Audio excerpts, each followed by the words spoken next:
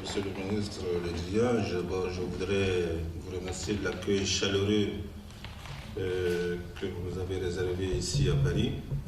Je voudrais aussi me satisfaire de la convergence totale de points de vue, de nos points de vue sur la situation régionale, la situation au Sahel et la situation internationale.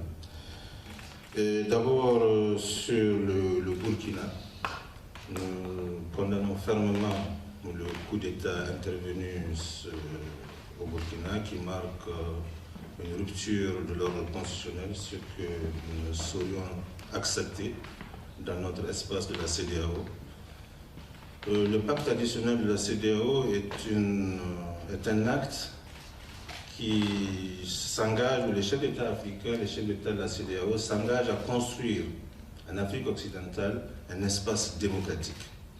Nous n'entendons pas reculer par rapport à cette volonté de faire de cet espace un espace de liberté, un espace où les peuples s'expriment et ont le droit de s'exprimer librement et de choisir librement leurs dirigeants par le vote. Donc c'est pour cela que nous n'acceptons pas ce qui s'est passé au Mali. Nous sommes déterminés au niveau de la CEDEAO à faire en sorte que l'expérience de confiscation du pouvoir par une junte militaire soit un échec au Mali, mais aussi au Burkina et partout ailleurs de notre espace, pour que nous renouons avec cette volonté collective de donner la possibilité au peuple de s'exprimer toujours et de choisir librement leurs dirigeants. Voilà l'enjeu, et c'est pour ça que nous marquons cette détermination. Tout le reste, nous savons ce qui se passe, nous entendons le discours de la junte malienne. Nous ne comprenons pas que des chefs militaires qui, après avoir échoué sur le terrain de la guerre, prennent le pouvoir politique et au nom d'un patriotisme frelaté font appel à des mercenaires pour défendre l'intégrité de leur territoire. Je ne sais pas ce que ça veut dire, et pourtant ils se prétendent patriotes. Nous sommes déterminés à continuer cette lutte dans un cadre clair, dans des rapports civilisés avec des partenaires étatiques pour combattre le terrorisme et vaincre le terrorisme. Nous avons à cet égard des résultats. Nous voyons bien que l'investissement qui a été fait au niveau de la zone des 3 frontières marque des résultats probants, et cela se voit par le recul de ces groupes terroristes. On voit bien la rarification de leurs actions dans cette zone des 3 frontières par l'action combinée des troupes françaises, des troupes de Barkhane, avec les nôtres dans ce combat contre le terrorisme, où nous avons des succès, et des succès qui ont un caractère décisif. Donc c'est pour cela que nous saluons la mémoire des soldats français tombés aux côtés des nôtres dans cette lutte-là.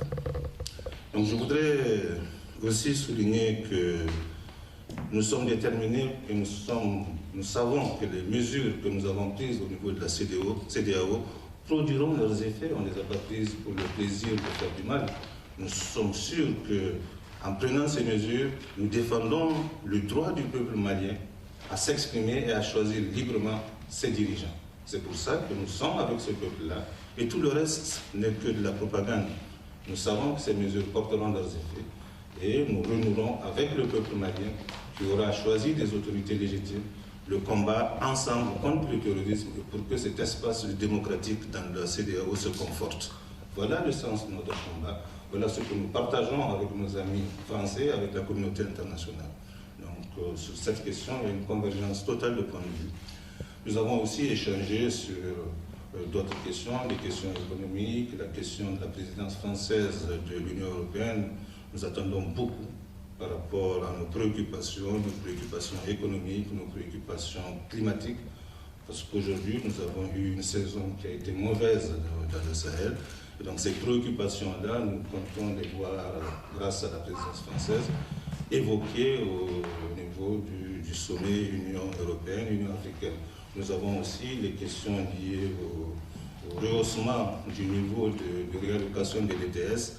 Toutes ces questions, qui sont des questions qui concernent toute l'Afrique, nous pensons que ce sommet et cette présidence française permettront de faire avancer ces préoccupations-là.